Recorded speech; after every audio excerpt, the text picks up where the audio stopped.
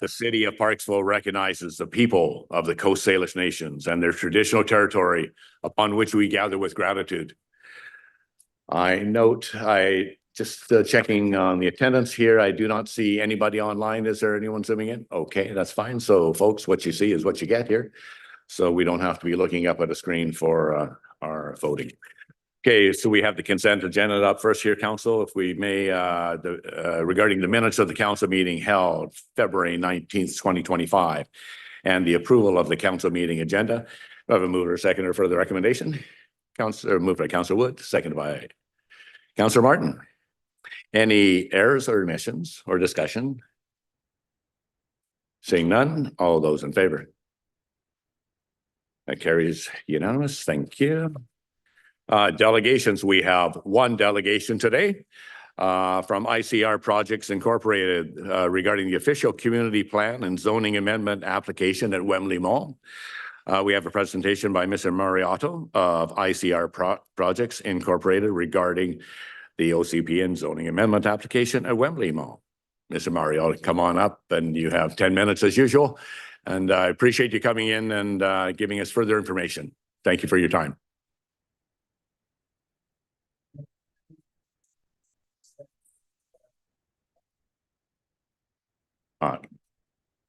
Green, left one.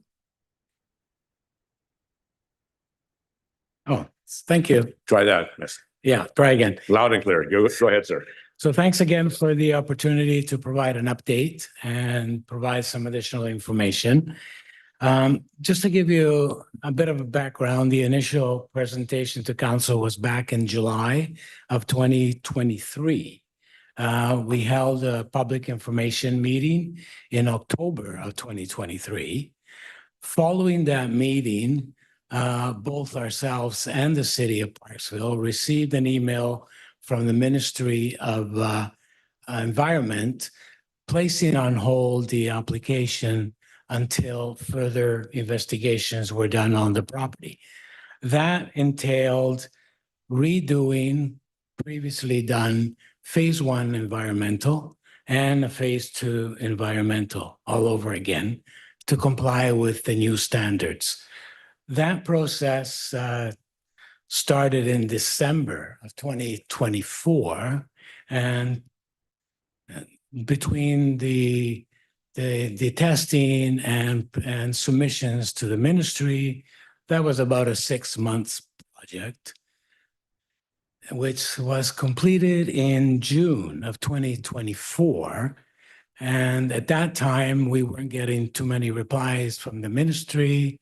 Therefore, after certain follow-ups, we requested some assistance from the minister himself, and he did, due to the residential nature of the project, provided we received a better timing.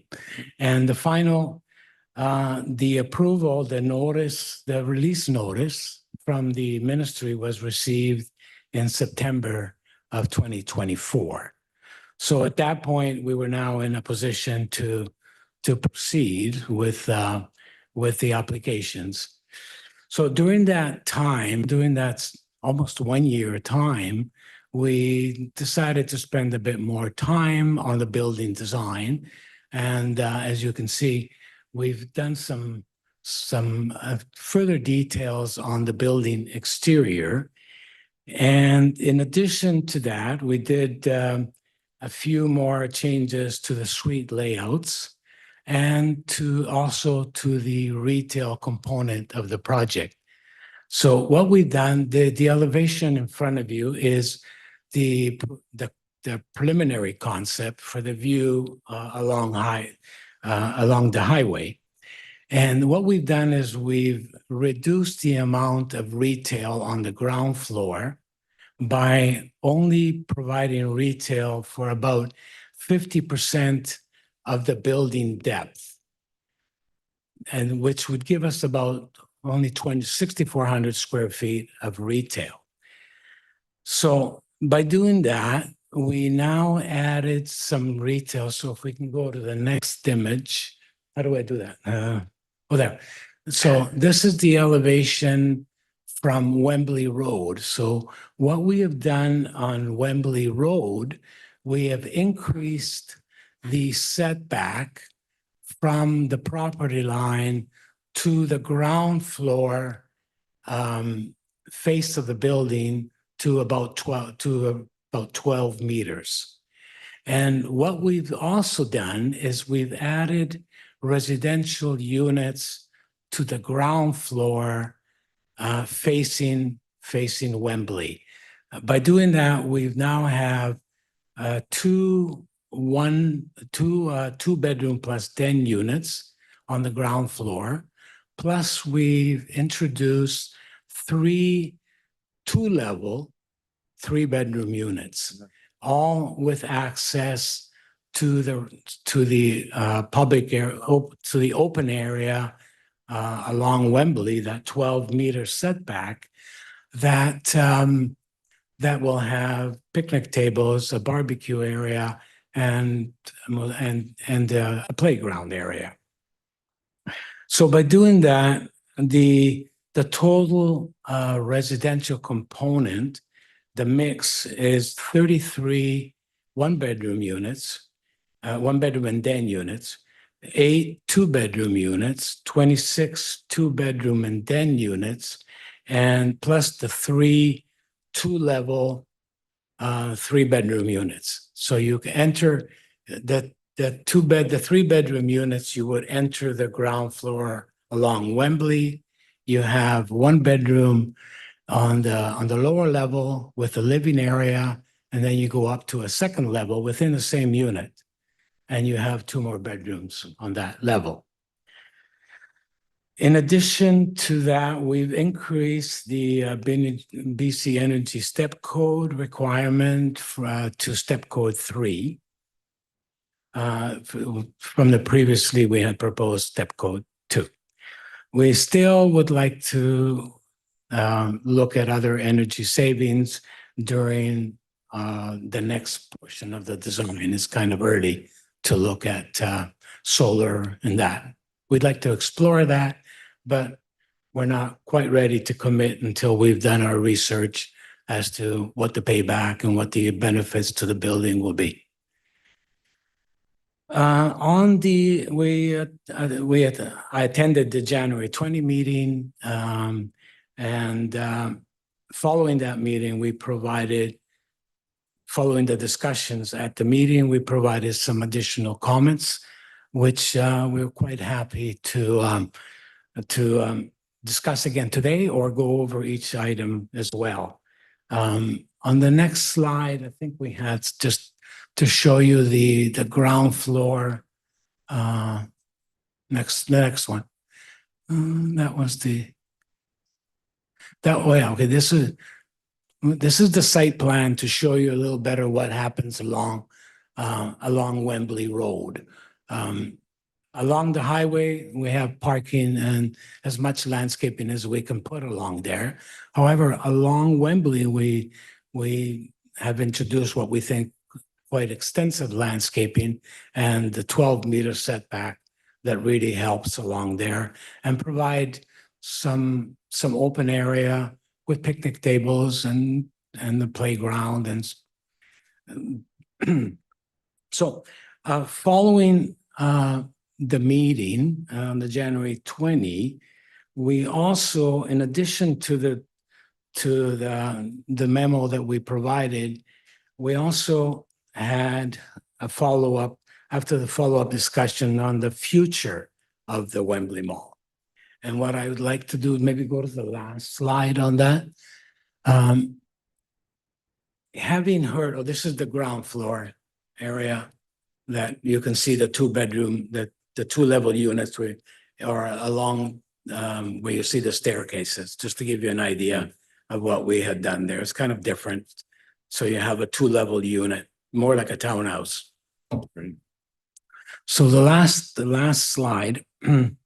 So after hearing the discussions at the January 20 meeting, what we would like to propose is to start developing a master plan for a future vision for the entire Wembley Mall property. Just to give you the units, along the highway, there are two small properties, the 750 and 770 along the highway. That's part of the Wembley Mall.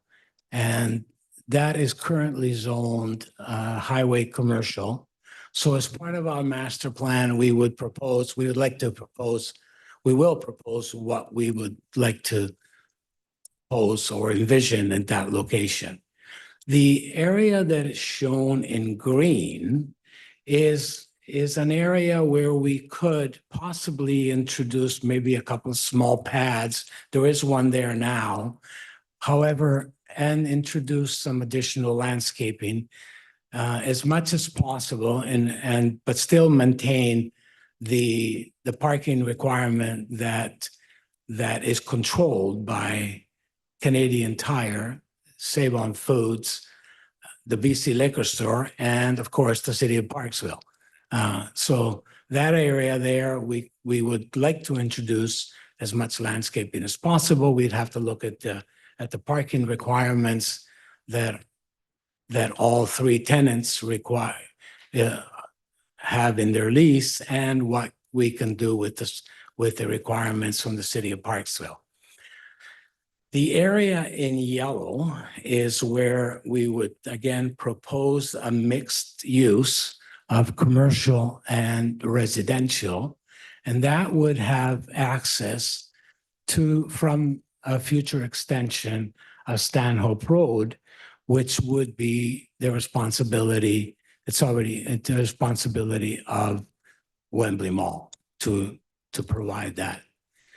The area shown in sort of the bluish is again an area we would like to a possible reconstruction of the old part of the mall that was originally an interior mall, an attempt to try and make it more like a strip mall, which was not totally viable, but it did help a bit with some of the leasing, but not totally, because there's still some spaces. So that could be a total reconstruction of that whole area in the future. By preparing a master plan, it's hard to start putting small buildings here and there without knowing what the overall goal is going to be for the entire mall. It definitely, and this would be more in keeping with a lot of the malls that are happening, that basically a redevelopment to bring some more retail, but smaller type of retail units. We're not going to get any large tenants, but we'll get the kind of the personal services that people like Amazon can't provide, basically. So that is our goal, and we would like to proceed with that. We have a team that we can start engaging and proceed with that immediately. And of course, we'll have to have discussions with the city staff and as to what that vision would be. And it would be a rezoning of the entire mall if approved. So that's where we're at. And if I don't know whether you want me to address any of the comments from the January 20 that we have provided. I believe we all have that in our package. I reviewed it extensively over the weekend anyways, Mr. Mariotto. So if any council members would like to pull items out of that information, which you have, if you would add that, you don't have to go over the whole thing is what I'm saying. In this case, I would assume that the council members, if they have any further comments that haven't been clarified, they'll do it at that time as well. Okay. Yeah. So is that your presentation then, Mr. Mariotto? Yeah, thank you. So thank you very much for coming in. Well done presentation. And I'm very intrigued and impressed by on the Wembley Mall, the two-story units that are on there. That's a very interesting concept. to just allow for something different on that and facing out onto Wembley Road. So I applaud you on that initiative. At the same time, I would like to entertain questions from council regarding your project and comments and so forth. But I will ask council that Mr. Mariotto to give you a visionary view of what's happening in future. But that is just complimentary from the developer this time to let us know that this overall concept of what's going to happen. But what we're discussing today is the planned amendments and so forth that we already have on our agenda. So if you can keep your comments not to the visionary approach that Mr. Mariotto has, which is conceptual at this time, but if anything to do with the proposal that we're working on today. So I'll open the floor to comments from council. Anybody want to go? Yeah, go ahead, Councillor Gorin. Thank you, Mayor, and thank you, Mr. Mariotto, for your patience and presenting this newer scheme of what this mall could look like, and especially this new project at 806. My question to you is about the traffic study, and I previously brought this up. I looked at some of the comments from the traffic study. I wonder if you're able to comment. Looks like the traffic study talks about the increase in traffic, which is likely with this project. And that's it, and the north end of the property, if that goes through. However, are you aware if they've taken into account these current developments that are already happening on Wembley and likely will happen in the RDN? I wonder if those were taken into consideration in that traffic study report. Well, I can't comment on the projects that are currently on Wembley. That was a separate report. It was actually done by the same firm. And just to comment on that, when I did initially review their report, and we had some concerns because part of their original report showed some of the traffic going through the mall, but eventually it was changed. Therefore, our report only deals. Originally, we were dealing with both ends of the project, but the revised report only deals with 806, and that report, to my knowledge, it doesn't address the rest of the Wembley Mall, and it doesn't address anything else happening on the RDN. So I don't know what I can respond to that. Thank you. So your traffic report you received was for the new development portion that you're presenting today anyways, and it doesn't include anything further on the other development portion at the other end. No. Yeah. Okay. Thank you. Follow up, Councillor Gore. Thank you. Yes, thank you. The reason I bring it up is I did read the report for the Wembley development, and there's a bit of a contradiction in the two studies that I see, and I'm not an expert, but looking at it, the previous report from the Wembley development said the level of service will drop to category C with the Wembley development, but yours is keeping it at level B, which is very good. So there is contradiction. I'm thinking with this development going through and having walked Church Road myself, it's a very busy road. And it's also on the major bike route to Qualicum Beach. So there's a concern among bikers and pedestrians in increased traffic. I would like you to address that, and maybe it will come through the Wembley Center master plan, but this is definitely important for that commercial node that we are developing at Wembley. I really want this project and this Wembley Center to revitalize and look, be more livable, but also the quality of life of people who will be living there in the future, and the current residents who are living across the street already. So their quality of life should not be compromised either. Well, we can definitely discuss it with our consultants, and especially if once we proceed with the master plan, that will require a totally new report. Yeah, and I think that's the time that that would have to be addressed.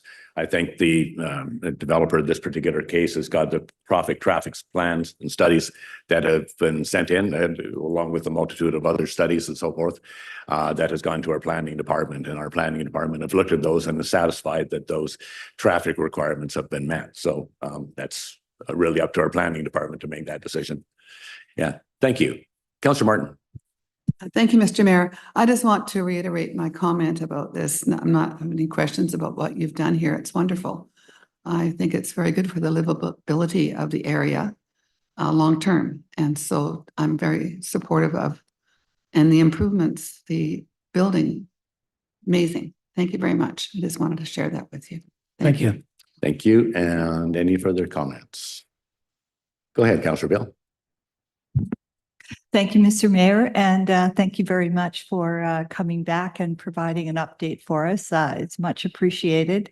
Many things that I noted in here, receiving this ahead of time, and your comments that I do really appreciate, in particular the larger setback from Wembley Road, the ability to do that. I think that will allow for some real positives to this development, and it is intriguing. And as our mayor said, you know, the idea of having those 3-bedroom and 2 levels and mixing it up, that must have been a fun project for the architect to work on, I would think.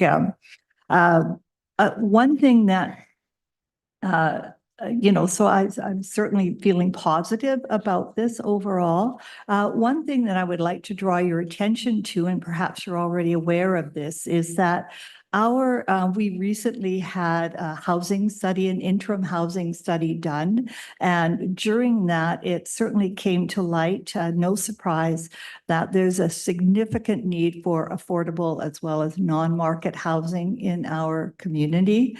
And I would like to ensure that you're aware and that the proponents are aware that if there is a minimum of 20% of the housing units being affordable, that there is a reduction in the city's portion of the DCC. So I hope that that can be taken into consideration. And if there's a possibility for that, it would certainly help us address that need for affordable housing in our community.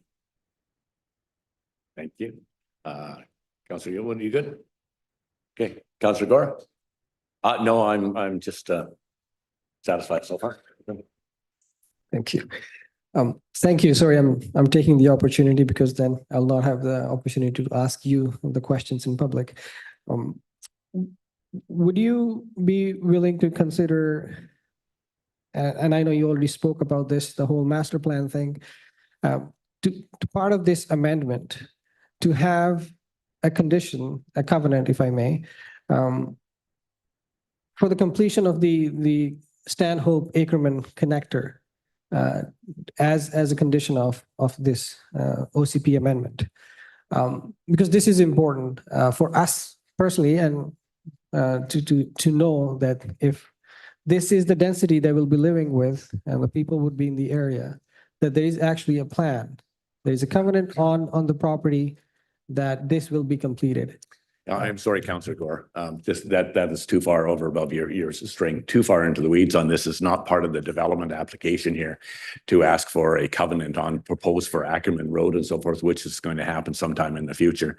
So we have to discuss what's been put on the table right now in front of us to look for further commitments. At that time, you would be probably looking to do that when the developer comes forth with his visionary plan at the other end of the mall. Thank you. Any other further questions? Mr. Mariotto, thank you so much for your presentation today. Thank you. Yes, take care.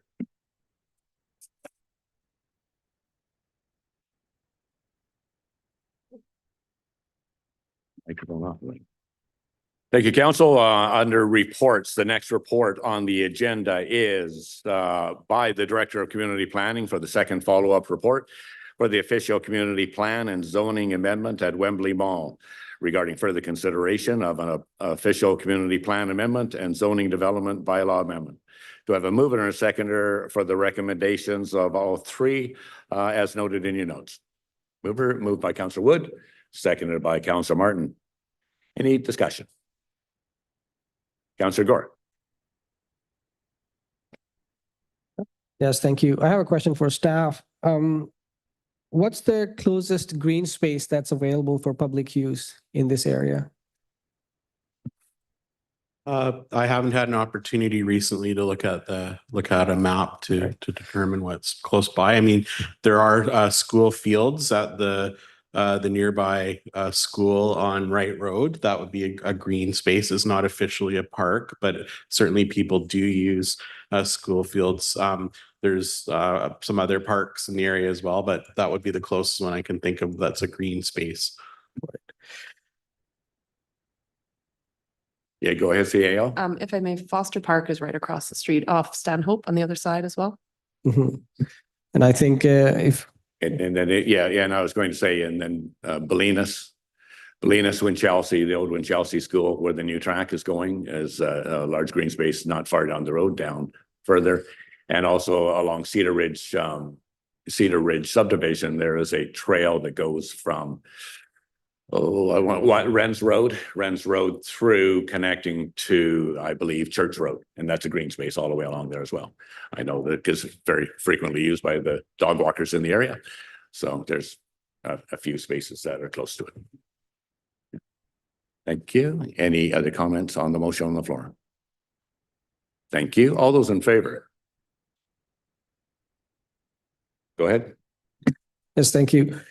Sorry, I brought this up last time, and if the CEO can, for information of council, give us a little brief on the consultation with the RDN that you've had. We received that letter from the planner from RDN, and you mentioned that staff had a chance to meet with them. Could you let us know what the outcome of that meeting was for our information? Thank you. CEO Kaler, if you would, please. Yeah, thank you. I wasn't in the meeting, but I did talk with staff afterwards, and our staff and the Ministry of Transportation staff. My understanding is we're in agreement that we would not require the connection to be built at this time. So for council's information, we have a bylaw already that requires offsites when you're developing on the frontage. So at a future date, if the road going through, it's already dedicated. If the road was to be built, MOTI is actually responsible on the one side and the city of Parksville on the other. We would deal with it at that time. Thank you. All those in favor? Those opposed? I note the opposed by Councillor Gore. Thank you very much. That carries. Next on the report, may sound familiar. Manager of Administrative Services 2025. Oh, sorry. I may have jumped.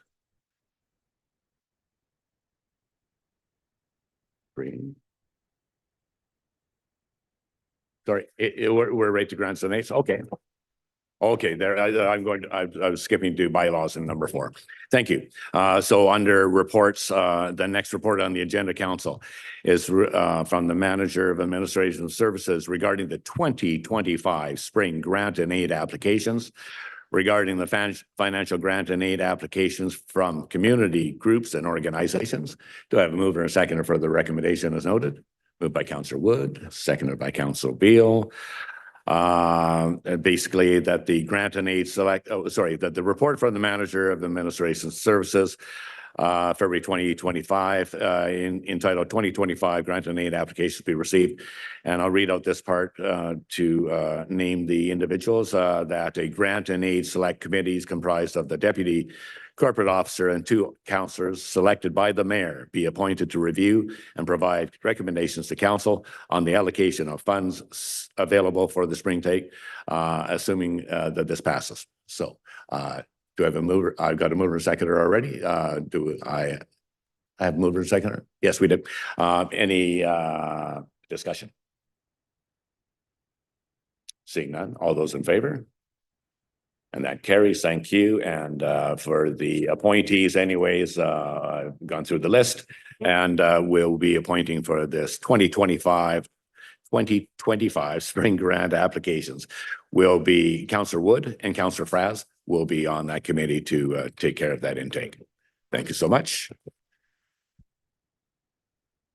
Now we have the four, is the bylaws for the second reading and advance to public hearing for the Plan Parksville Amendment Bylaw 2025, number 1492.9, regarding the text amendment to shopping center commercial at 810, 814, 818, 822, 826, 830, and 834 Island Highway West.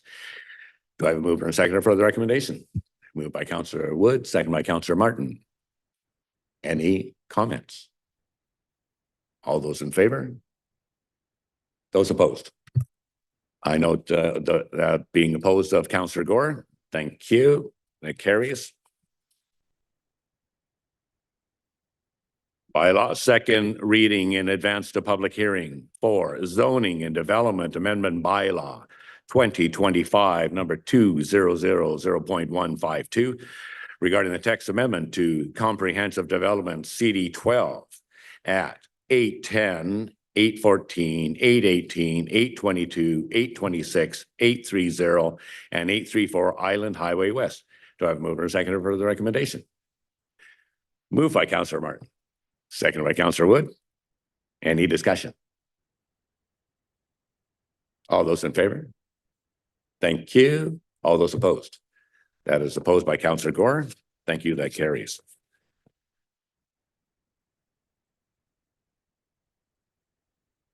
That's it for that. Now we're going to move to Committee of the Whole. Do I have a mover and a seconder for the recommendation that the March 3rd, and I'll just mention, this is Committee of the Whole, folks. This is not an in-camera, so you're welcome to stay and listen to the proceedings. So you don't know what has to leave. No, unless you want to, of course. Hard choice, I know.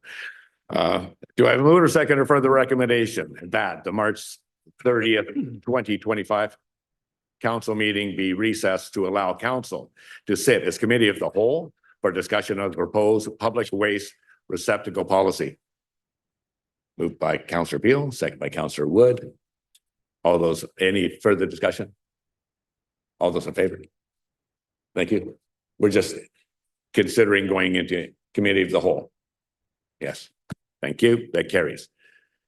Mr. Gidden, you have a presentation where you have been waiting with anticipation all weekend. I couldn't sleep, really. Same with me. I'm excited about this. Actually, I never realized that there's so much to it. So thank you for your background on this, because there is a lot of detail here that I'm looking forward to hearing. Mr. Gidden. Great. Thank you. Thank you, Mr. Mayor and Council. The presentation before you, as requested from the council, more information regarding our waste receptacle level of service to support decisions for a policy that will set objective level of services going forward. The history of the waste receptacle program and the level of service has been determined by a technical level of service, which is really about being set by operations and the technical need associated with usually parks and public spaces. So it's organically grown through a technical level of service. There we go. So the existing level of service is at $190,000 operational budget annually. This is for the maintenance associated with garbage removal in the waste receptacles. Last year was a little bit over budget, but this equates to just over $1,600 per waste receptacle for operational requirements per bin. We have 124 bins around the city. And again, mostly focused on downtown public areas, the main thoroughfares in the downtown core, and our park system throughout the city. As far as assets and our garbage cans, the life cycle cost at a 15-year cycle for the lifespan of a garbage can is in the $25,000 to $30,000 per bin. That's that's the replacement cost and the annual cost for the maintenance. So it's something that adds up over time. What it does include is the labor, the equipment that we use to do the work, the vehicles that we use, and our additional tippage fees for removal of garbage. So that's our level of service currently. that has evolved over time as the city has grown and has been directed through technical needs determined by operational department. The costs do not include the capital replacement cost is not part of that fee.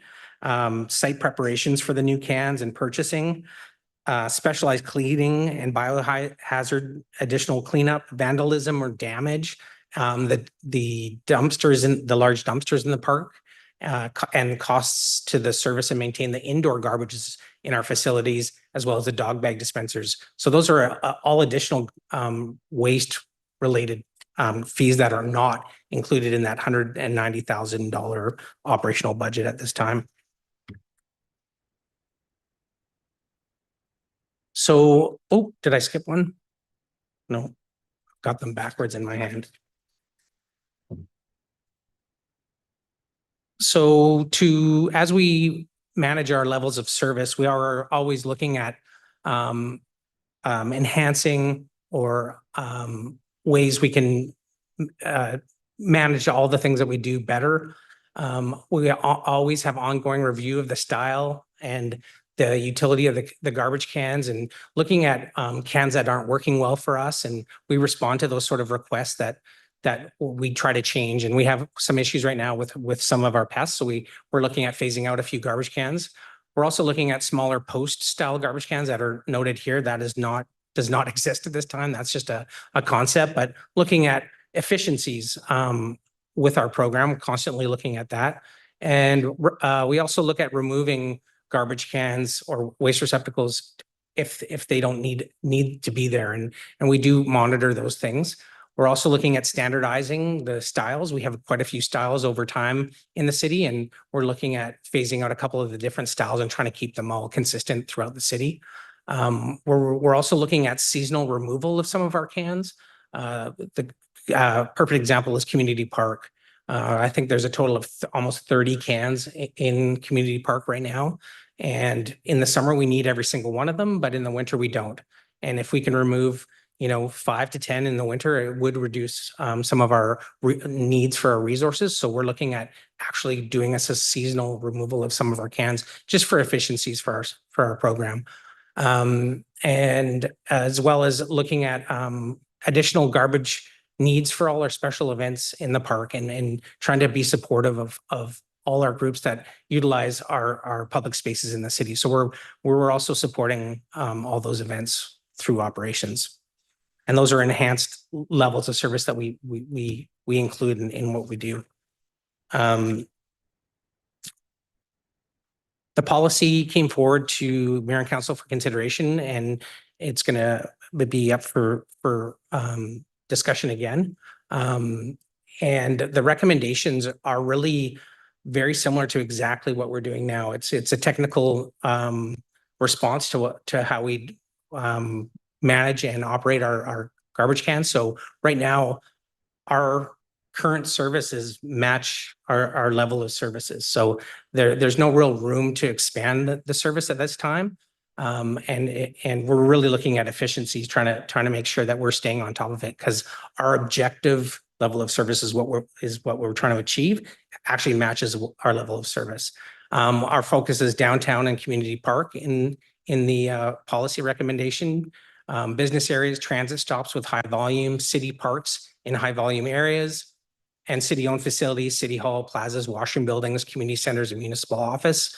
Where we don't typically put our waste receptacles is through residential neighborhoods, beside Canada Post mailbox locations, places for individual business use, transit stops with low volume, and within naturalized park areas. So something like the wetlands, we don't typically put a lot of cans in the middle of that park. We'll put cans on the outside, but not all the way through that park, to hopefully support pack it in, pack it out mentality, and not really accommodate that, and also avoid pests in those natural areas. And again, in the policy, the city will always reserve the right to remove and relocate waste receptacles. And that's because we have things that change over time, and we might all of a sudden have a dumping issue or a reoccurring vandalism, as well as like what I was saying before is seasonal use. We might want to remove some that we know don't need that volume during the winter, as well as maintenance and reduced use over time. You know, communities can change and all of a sudden a garbage can is not being used to the capacity it once was. So that's sometimes we have to assess those situations as well. So those are all sort of the standard technical needs and of a level of service that we've outlined in the policy. So this is just further information about what's involved in our garbage and waste collection through the city. And right now, our program supports a 1.25 full-time employees, year-round, 7 days a week, split across 2 facility staffs who are responsible for garbage removal. The Parks Department's roads and bylaw staff all support this in other, garbage picking, encampment cleanups, and things like that. We share some of the extra burden and sort of specialized garbage removal that's not in our bins. And carcass removals actually on the roads is done by staff from all of our facility operational groups as well. Facilities, roads, and parks partake in that. Our seasonal staff program in parks also supports the extra load of garbage duties in the summer, as well as our garbage, our dog dispensers and dog garbage in the park. We respond to RFSs, which is requests for services. And last year we only had 6 RFSs for overflowing waste receptacles. And that's sort of a way a metric to look at, do we have a gap in our service? And to have only 6 RFSs throughout the entire year when we have 126 garbage cans is a really low number. And then the 6 RFSs in the summer were directly related to large events and large busy weekends in our parks. And we know the volume that we have in our city during the summer, we can have quite overwhelming events and numbers of people. So, that's a considerably low RFS for issues with overflowing garbage cans. The garbage management and level of service policy, we also want to look at promoting the concept of packing in and packing out. We don't want to over place garbage cans everywhere, and there's some responsibility for citizens to look at what they're responsible for as well. The policy is also the RFSs are part of that policy as well, through feedback through the community. That's how we sort of get a lot of feedback. If we do have RFSs, we will, look at how we can alter what we're doing through those direct communications with the city, people from around the city. We monitor our RFSs and report back to the council as requested. We also are always looking at making our program better and relocating garbage cans or changing the styles or those sort of things.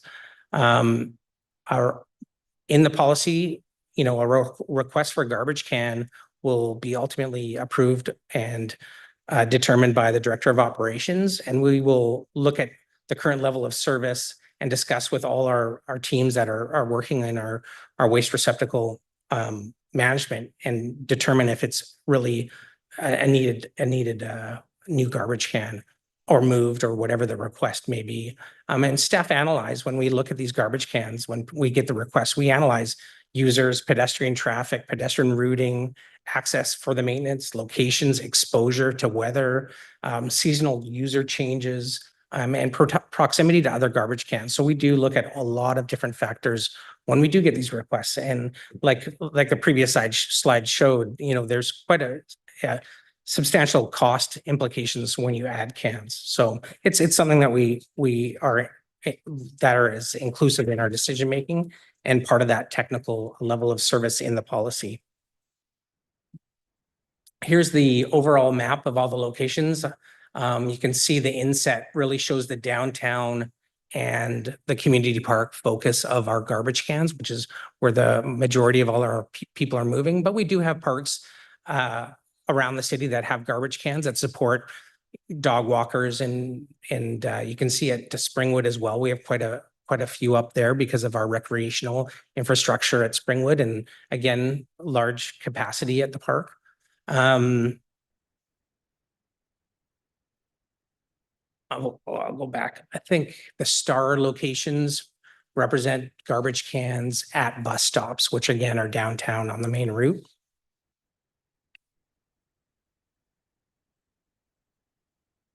And looking at performance measures, at how this program is doing, you know, we look at the visibility, like how obvious it is to get to a garbage can around the city. We're always taking that under consideration about placement. We also have business input from, you know, the community members through RFSs or just phone calls. We get a lot of that about, you know, if there's issues or ideas that come forward from the community, we'll take those under consideration. And we are always constantly monitoring the garbage volume and discussing with our staff the use of these cans and make sure that they're efficiently being used and then adjust if we need to. There's formal processes that can be considered for performance measures, which would be inclusive in formalized surveys. And that could be done through our partners, BIA, PDBA, or ourselves doing survey work, is asking the question in those surveys, can you find a garbage can when you're out and about? And you know, going through a service level review every once in a while, looking at it specifically, is the service level meeting our objective in our service level policy? And that will be done. It's an important thing to always look back and look at your objective in your policy as your service level. Does it meet what you're doing with your current service level? And if they don't match up, either you have a gap or you're over providing service, and so that's when you readjust.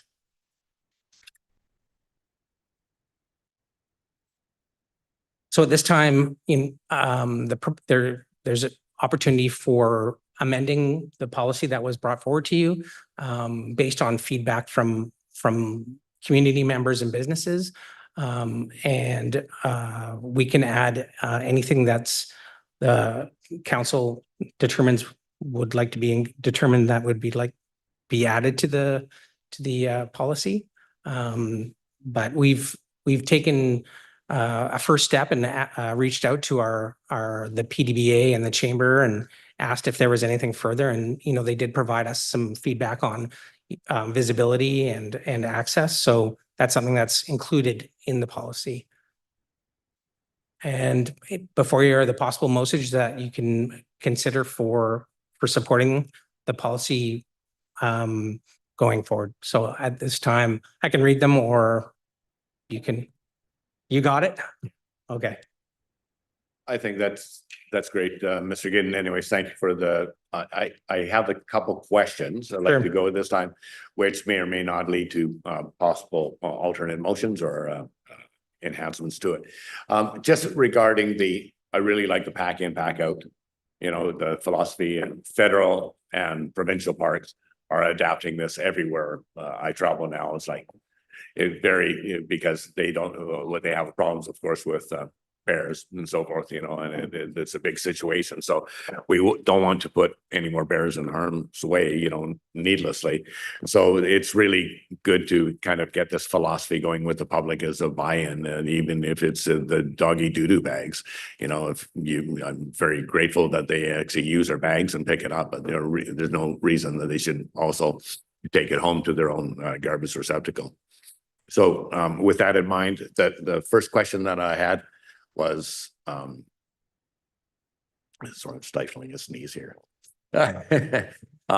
is regarding the ones in the park in particular. At one time, there was a receptacle.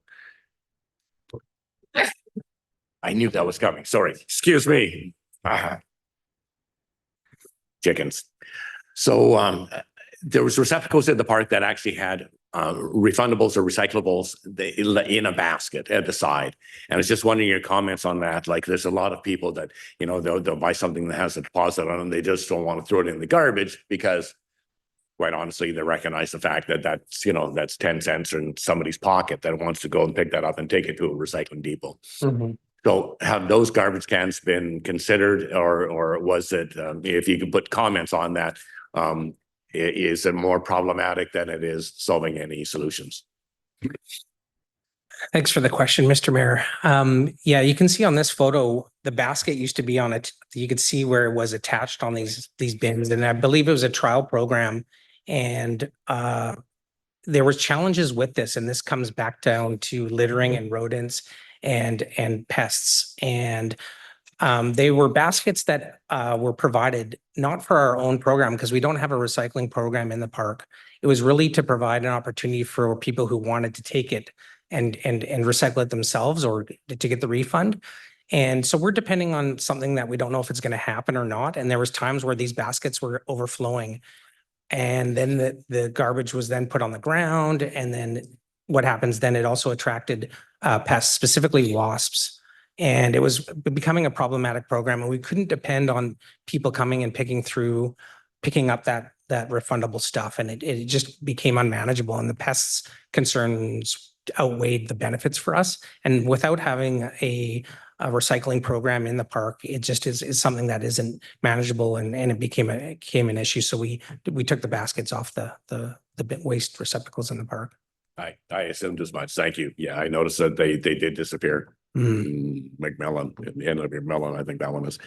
So thank you for that. And the other question I had, noticing in the community park, there's 2 or 3 maybe of the 20-foot deep ones that take a large amount of garbage, but they also take, that's right, yeah, this guy here, take a large amount of garbage, but at the same time, they take a large amount of effort and people power to actually empty those, including a backhoe. And, you know, I won't go into details, but it's quite a process. Has that been reevaluated as to the possibility of maybe more garbage cans of the same capacity as compared to having those very long bags? For the council, they're not aware, they're very long, 20-foot long. Is that I think they're 10 feet. Yeah, 10 feet long. It's a very Maybe 12. Underneath this is a tunnel-like hole that this garbage bag goes all the way down. And so the advantage is, of course, less time to empty it, but at the same time as when it does empty it, it weighs a ton, and they literally hoist it out with a chain on a backhoe. So it's just a question is like, I see it going on and so forth, but I'm just like, at one time someone said they were having difficulty getting those bags anymore. So is those guys, are they being reevaluated, or where is your position on that? Yeah. Thanks for the question, Mr. Mayor. We are reevaluating it. Historically, they're double-edged sword. These garbage waste receptacles, they do hold a lot of volumes. That means we don't have to empty them as often. However, when we do empty them, you're right, there's a lot more resources needed because we do need a backhoe and a dump truck, and it does take time. And in the summer in the park, these do fill up weekly, which is incredible. So there's a lot of volume it's capturing. So we're going to look at the efficiency on this a little bit this year and consider moving into just regular bins and maybe more of them seasonally. And it might just, I mean, we have staff in the park anyways doing the other bins. So we're going to look at that because there are some issues with these. We have, the large amount of waste that goes in, they get clogged, and they have other sort of management issues with them. Is when you have a large bag full and all of a sudden it splits when you're trying to remove it, it opens up a different management issue. So yeah, we're going to be looking at it this year, Mr. Mayor. Sure. And evaluating if it makes more sense for us in the community park specifically, areas that are further out and have less volume. These bins actually work very well because, if you can understand that it's a low volume, then we don't need to come back to that location possibly for 3-4 months to do it. And also access in those sort of outer parks outside of town could be, no, not outside of town, but further out in town can be the access to them for our dump truck and our backhoe could be relatively easy. And as you're well aware of, the city park in the summer is very busy. So when we need to get a backhoe and a dump truck in to get the garbage out, we do have challenges sometimes with access and conflict between parking and pedestrians as well. So there are challenges. So we will be evaluating this. Okay, thank you. Thank you. Any other questions or comments? Councillor Gordon, go ahead. Thank you. Thank you, Mr. Gidden. Just going to touch on the same thing that the mayor brought up previously about waste reduction.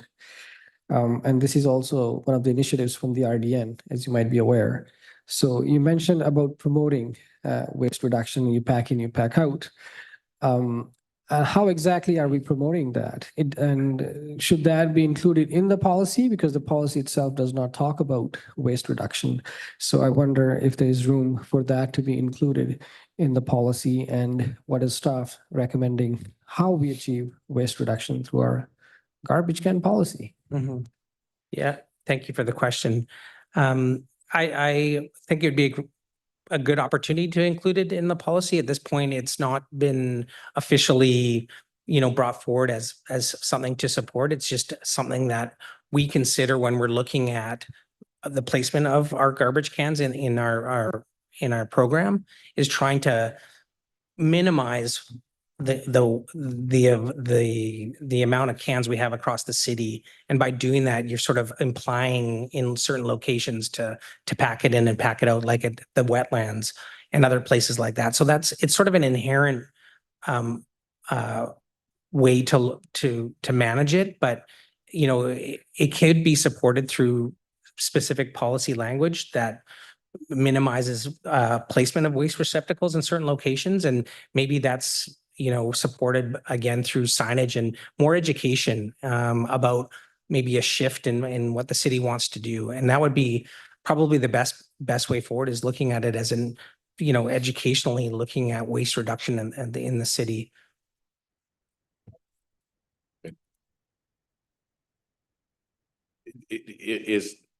Go ahead, CEO Kaler. Thank you. If I may, through you, we do currently have some language in item 4 of the draft policy. But what I could see perhaps being useful is a brochure. A lot of our bylaws and programs, we have a brochure that we make them available at all of our counters. And we could beef that up a little bit, perhaps referencing this policy, but doing a little bit more of the messaging and kind of informal promotion of that idea through a brochure. That I think our communication staff are very good at putting those together. But the concept is in the draft. So I think that gives us the ability to broaden it out a little bit in the education implementation phase of this. Yeah, it's a good place to start. That's great. Thank you. And so it's already in there, so we're good. So Councillor Beil. Thank you, Mr. Mayor, and thank you very much for the presentation. It's, I think it's something that we can all relate to, and residents and visitors relate to as well. I do have a couple of comments and a couple of questions.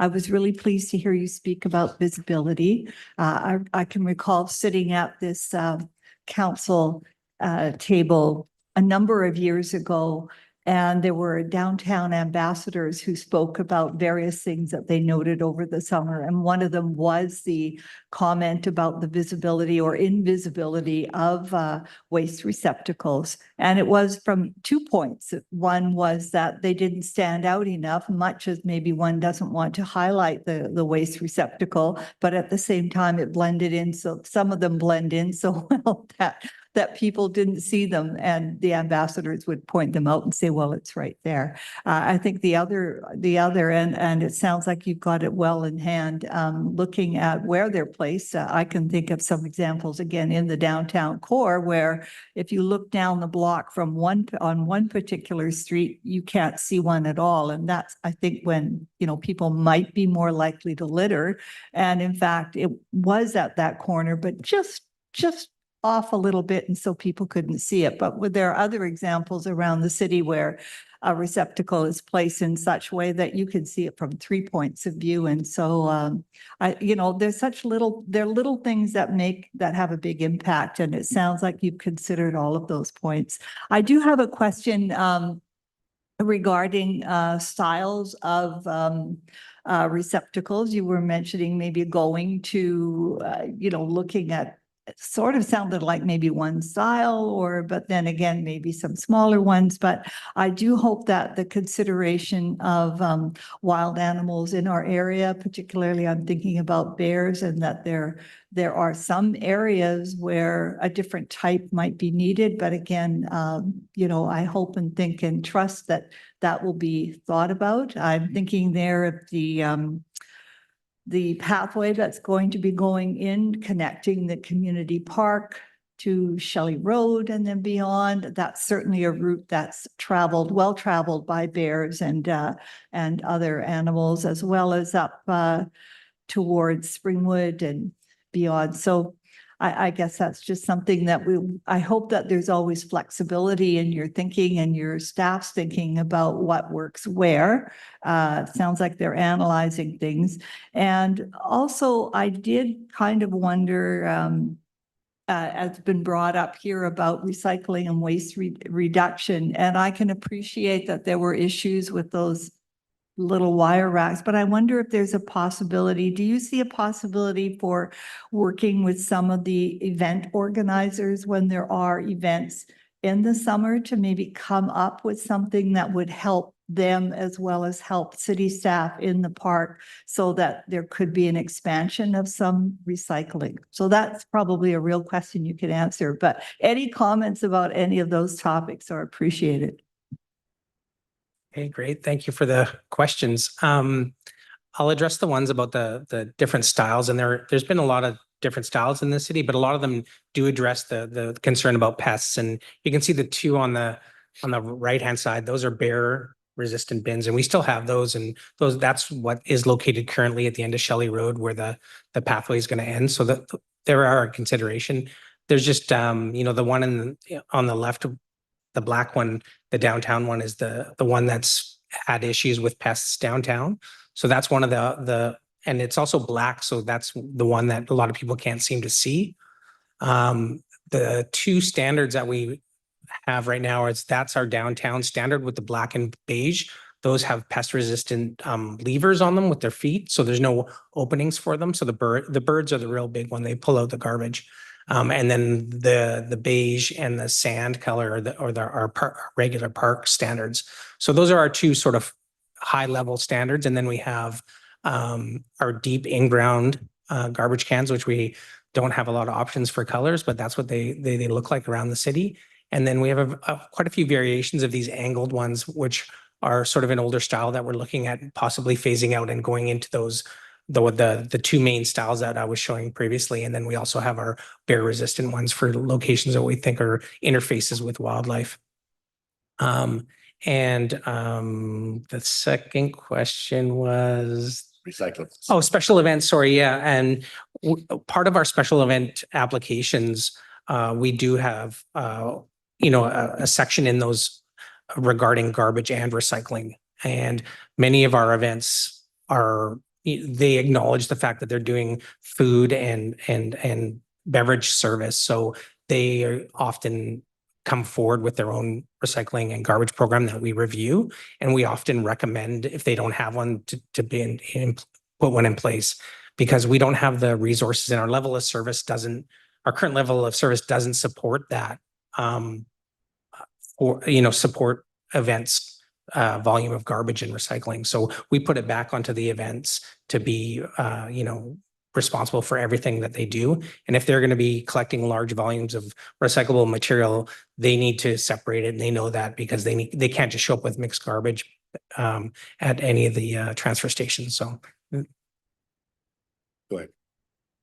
Thank you, Mr. Mayor. And I would like to make a comment as well about the pack it in and pack it out. I really appreciate that if I do walk through the wetlands, that the garbage receptacles are at the entrance. And I believe that at least one of those spots, I'm sure I read that somewhere. So I certainly support looking at some sort of signage on site. With all due respect, I don't know that pamphlets are going to, that maybe they're not where they're needed, but perhaps they will be. And pamphlets end up creating more recycling, but certainly signage in suitable spots, and looking at, again, we're going to be, I believe you are working on plans for the whatever it's being called or will be called between the park and towards Englishman River. And there may be others that come up. I don't know what's in place at Top Ridge Park, which I realize is RDN, but some of that is also shared with the city of Parksville. So I think that's wonderful, wonderful to be looking at. Thank you. Councillor Martin. Thank you, Mr. Mayor. And I want to, I mean, I know that you weren't necessarily involved with the design of these garbage cans. It was quite a while ago, but I don't know when it was. But this is very good. And I noticed downtown, I mean, when I walk around, I feel proud that we have a nice looking, you know, receptacles. I mean, they're not just, you know, they're good looking. And I think it's really important. And thank you for looking after them for us. Appreciate your presentation. Thank you. Thank you. Councillor Gar, are you? Thank you. Follow up? Just one more comment. I do want to thank our staff. Like, this is very important service that you provide. So thank you for all the work. I have a question about the seasonal increase that you kind of touched on, whether it's at the park or just in downtown. Again, should it be in the policy? I would ask assistance from staff on this. The seasonal increase in the number of receptacles, whether it's on a temporary basis, should form a part of this policy. Because again, we are a tourist community and we see a lot of increase. So input from maybe the Tourism Association for locations that can have this temporary increase in the receptacles. I think it would be nice to have that included in the policy as well. Any comments on that? Thank You said, oh, yeah, CAO Kaler, does it also reference that in the? If I may, through the mayor, I think that on the objectives, we have item B, and that says ensure efficient service delivery and adequate staffing resources for the ongoing maintenance. So I think at a high level, that certainly gives us the ability to do that. The request for service, I think, is going to be an important part of this. So if we see a trend or a concern in a certain area, then staff would have the ability to respond to that immediately. And so, as Graham mentioned, since we've had a new staff person added for the special events, we are working very closely with all of those large event hosts and making them provide temporary site-specific receptacles for their events. So those are in addition to our garbage cans that are static and stay in their in those areas. So if you guys have been to those events in the summer, you'll see that they have like garbage at the theater when they have their music concerts and things. So we're trying to supplement or complement our day-to-day operational garbage removal with support from the event hosts themselves. And then we have, we also have item 4, Amanda's kindly pointing out, that says we will look at the high volume access points. So I think there's enough guidance in here for staff to respond to those needs. We tend to get the calls pretty quickly and our staff are in the park. Like with some of the late night events where our staff show up in the morning and there's garbage, the crows have assisted in spreading it around. We certainly know right away that we need to respond to those. So I think we have sufficient guidance here to be able to incorporate those 2 ideas. Thank you. Any other comments for Mr. Gidden while he's at the table here? No, I think that's it, Graham. Thank you very much for your report. Very thorough, as we expect. Thank you. Council, I didn't hear any earth-shattering amendments or comments that haven't already been included in the original policy. I would like to ask for a motion regarding that the proposed public waste receptacle request policy number 8.25 be placed on a future council meeting agenda for approval as originally presented at the December 16th, 2024 regular meeting. Oh, sure. Yeah, let me get it on the table here, on the floor here. Moved by Councillor Wood, seconded by Councillor Martin. Yes. Any public, thank you. Yeah. You had any public comments from the gallery? This is community of the whole. go ahead. Come on up to the microphone, Teresa. Oh, yes.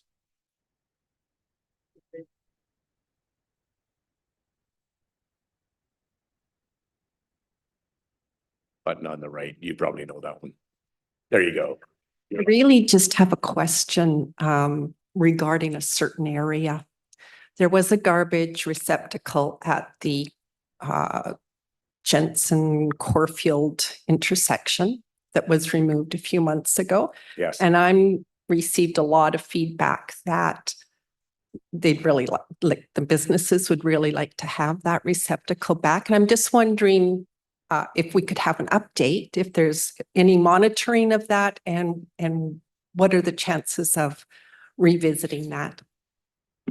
I can comment anyways because I'm somewhat aware of the removal of the bench and of the garbage receptacle as well. That site is a very problematic site. And if is. Sorry, if I may, Mr. Yes. Mayor, we'll have to confirm. I don't believe there was a garbage can. I think it was just a bench. Yeah, it was just a bench that was removed there. We didn't Yeah. have a garbage can on the Greenway because of that pack it in, pack it out mentality. And it basically there wasn't an added service level when council approved that, but we did remove the bench, but not a garbage can. And Teresa, I'm pretty sure at the other end of the Greenway, the Jensen Greenway down by the community gardens, there is a garbage receptacle at that end. Yeah, go ahead.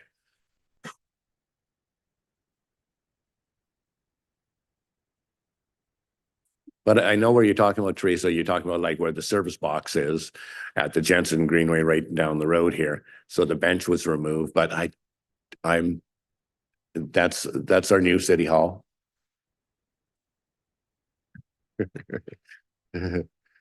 Maybe that's the old one.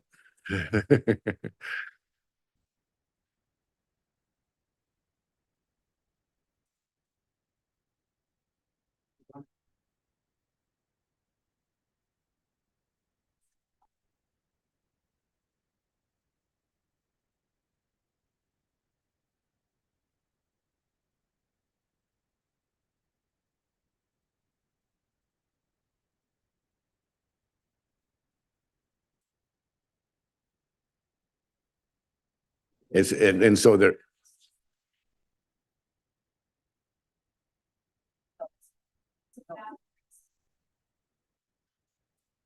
Right. The perception of our members is that there was a garbage can there and it has been removed. So I will go back and clarify that with my members. Excellent. Thank you. Thanks, Teresa. Any further comments from the gallery? Motion is on the floor. It's moved and seconded. All those in favor? It carries unanimous. Thank you.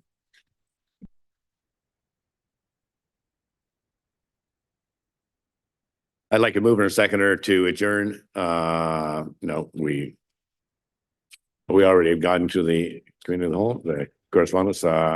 We also need to do a recommendation. Do I have a mover and a seconder for the recommendation to receive the correspondence regarding proposed public waste receptacle policy?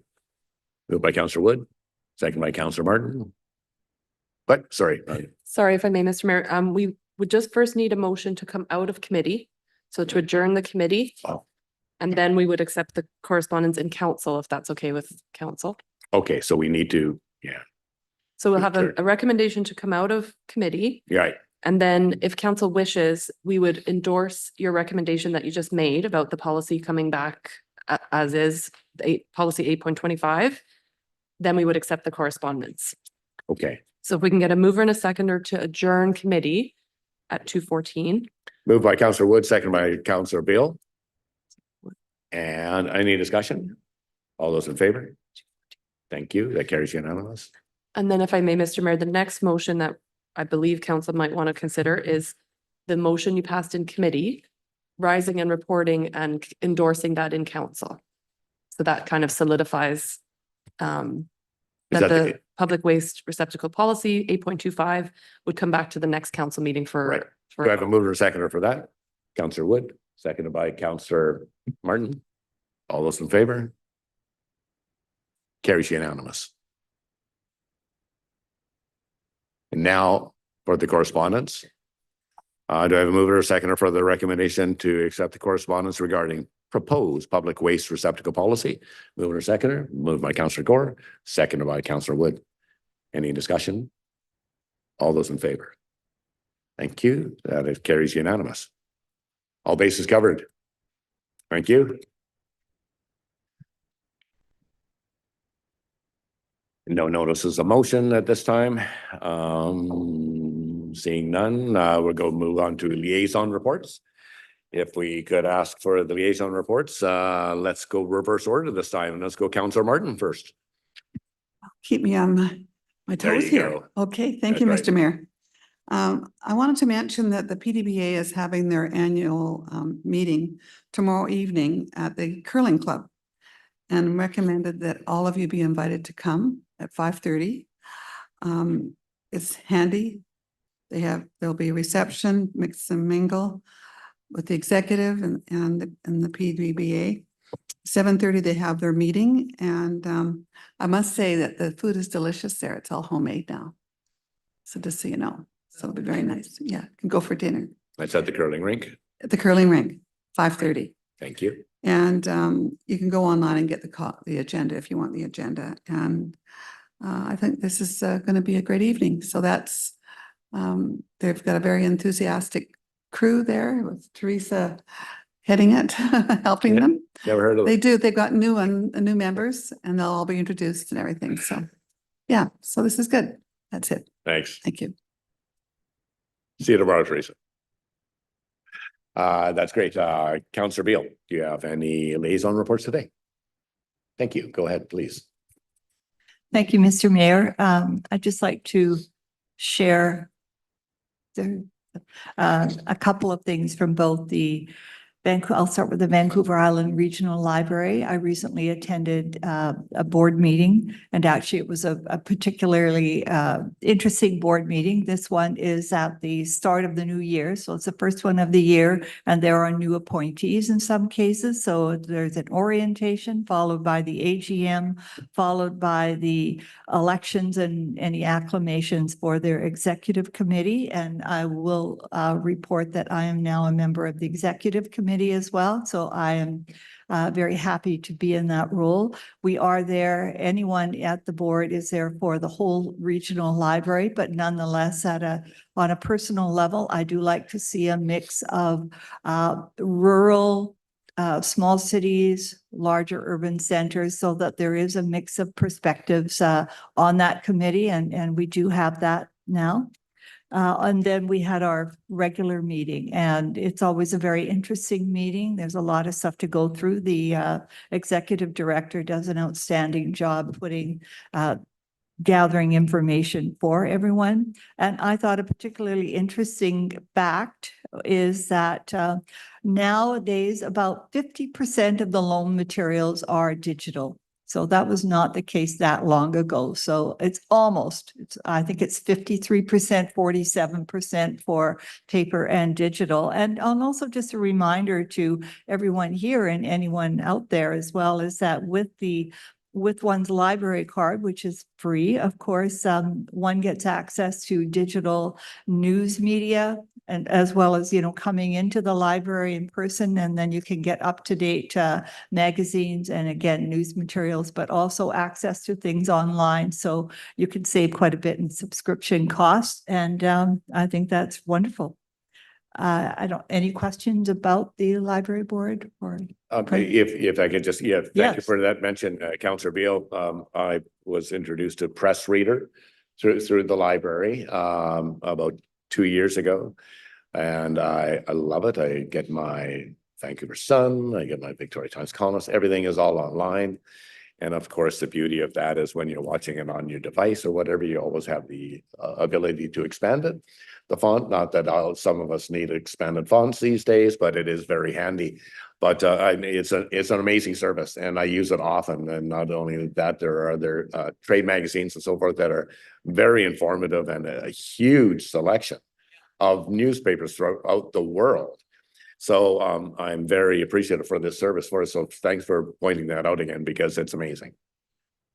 Yes, and I think if people haven't taken advantage of that, they might not be aware of that. But there's a lot you can discover online, going to the website to find out just all the different ways that you can access information and entertainment, including videos and the like as well. Mhm. So thank you for that, Mr. Mayor. I'd also like to shift now to the Arts Council. Never a dull moment at the Arts Council, and it seems that grant writing never takes a break either. I think they got some fairly good news recently about a long-term application that they've been working on, but I also know that they're working now on grant writing for their creative School for the Creative Arts. And it, like I say, they're just always working there. I checked in with the executive director. It might surprise people to know that there are more than 800 people who are members of the Arts Council. And that includes a very active volunteer base of about 70 people. So great opportunities for exploring the creative arts. And speaking of that, coming up for kids, aimed for children under 8 years of age, so definitely the younger set, warming up for Easter, Saturday, April 19th, an Easter egg extravaganza with crafts, egg dyeing, and Easter egg hunt in the garden, $15, register at the MAC or online. And of course, there are many other opportunities. So thank you. Thanks very much, Councillor Beil. Are we at Easter egg season already? Again? Oh, that's amazing. It just seems like we just finished off the last one. Thank you so much for that. It's all good news. Spring is on the way. Do I have a mover and seconder for the, oh, sorry, I forgot to check. Is there any other liaison reports that were not in our agenda here that you'd like to bring to this board? Okay, seeing none, thank you. Do I have a mover and a seconder for the recommendation pursuant to section 91A of the community charter? Council proceed to a closed meeting to consider an item relating to personal information about an identifiable individual who holds or is being considered for a position as an officer, employee, or agent of the municipality, or another position appointed by the municipality. Mover, moved by Councillor Wood, seconded by Councillor Martin. All those in favor? Thank you. That carries. Thank you very much.